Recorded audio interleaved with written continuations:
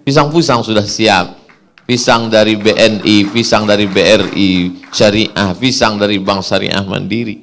Kenapa kita pertahankan? Apalagi makan babi sampai 2026.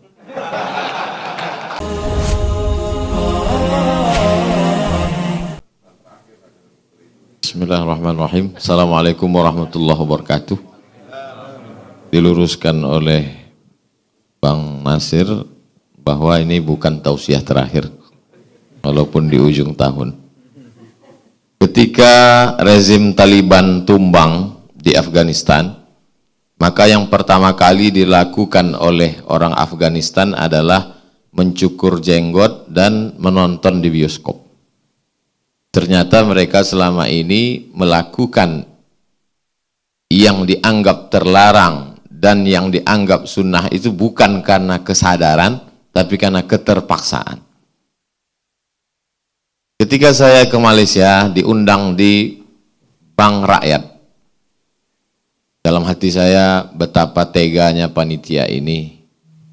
Di mana-mana saya ceramah tentang haramnya riba, saya tidak mau mengambil uang dari bank riba, tidak mau minum dan makan di tempat riba. Kenapa mereka tempatkan saya ceramah di Bank Rakyat? Tidak ada bawa-bawa Islamnya. Lalu kemudian direkturnya berkata, Ustadz Abdul Somad, ini adalah bank konvensional. Dalam hati saya sudah tahu. Tapi dia sudah berubah menjadi syariah. Bersih, murni, yang awalnya konvensional 100%, berubah menjadi syariah 100%. Dan nasabahnya banyak saudara-saudara kita Chinese, banyak pula yang India, Hindu. Artinya apa? Di mana ada keuntungan, di mana ada profit, di mana ada gula, pasti semut-semut akan berdatangan. Lalu kemudian saya ke Bogor bertemu dengan pakar ekonomi syariah kita, Dr. Safi Antonio. Saya tanya, kenapa bisa begitu di sana, kenapa tidak bisa begini di sini? Kata beliau, ada dua yang sulit Ustaz Abdul Somad. Yang pertama, political will. Yang kedua, iklan. Kita perlu iklan, dana iklan yang begitu mahal. Dan saya kira di Aceh tidak begitu banyak untuk mengeluarkan dana iklan, karena masyarakat Aceh sangat fanatik dalam makna positif, sangat militan terhadap para abu, abi, para tengku dan dayah. Lalu kemudian political will, keistimewaan, kekhususan bukan negara yang memberikan kepada Aceh, tapi Allah Subhanahu wa Ta'ala memang sudah mengistimewakan Aceh sejak semula, sejak awal kaki para ulama itu kemari melangkahnya. Jadi kalau hari ini negara memberikan kekhususan, keistimewaan, itu hanyalah perpanjangan tangan dan kelanjutan dari rahmat Allah Subhanahu wa Ta'ala. Keistimewaan, kekhususan dia menjadi rahmat ketika dia diisi. Kekhususan, keistimewaan dia menjadi rahmat ketika dia dilaksanakan. Dan rahmat Allah akan bertambah ketika dia diamalkan. Ketika kekhususan itu tak lagi bermakna, tidak menjadi amal, maka ancaman Allah datang. La in kafartum inna azabi lasyadid.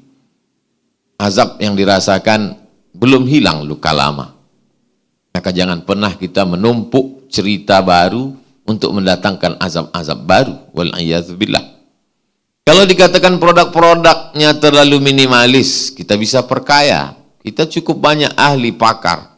Akal, berapa banyak para doktor, ahli agama, ahli ekonomi Islam, ahli ekonomi yang dulunya haram sudah berhijrah kepada yang halal. Mereka memperkaya. Negeri ini diberikan Allah Subhanahu wa Ta'ala anugerah dari alamnya sampai kepada akal orangnya yang cerdas. Kalau ada pohon kayu yang buahnya berulat, maka kita carikan pupuk pestisida untuk buahnya, bukan batang kayunya yang kita potong lalu kita ganti dengan kayu yang lain. Kalau makan babi itu semua sepakat babi itu haram. Tapi makan babi tidak selamanya haram. Ada kalanya makan babi itu halal. Ketika kita masuk di tengah hutan belantara, ancamannya hanya mati dan makan babi. Maka akhaffud dararain, memilih mudarat teringan, boleh makan babi.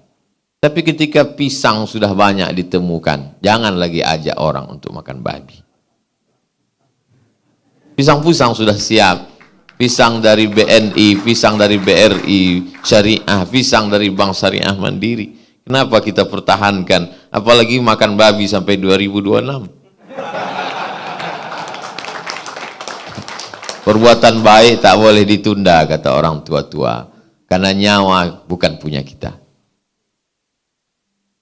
Tiap hari kita katakan waqina azaban nar, waqina azaban nar. Tapi di lain mulut kita berkata waqina azaban nar. Tanda tangan kita berkata biarlah di neraka ini sebentar saja, sesaat. Kalau penduduk Aceh 5 juta, maka ada 25% yang masih berada di konvensional menurut keterangan Pak Kepala OJK.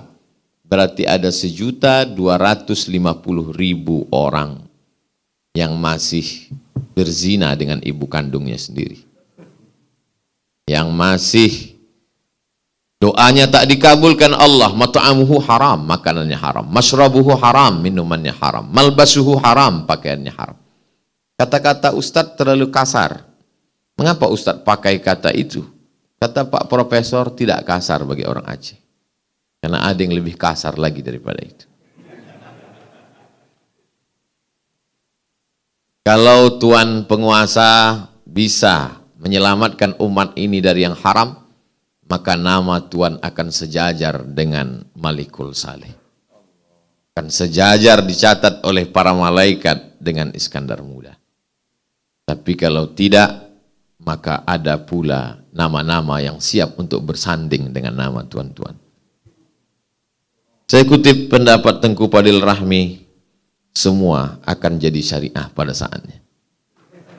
Terima kasih. Assalamualaikum warahmatullahi wabarakatuh.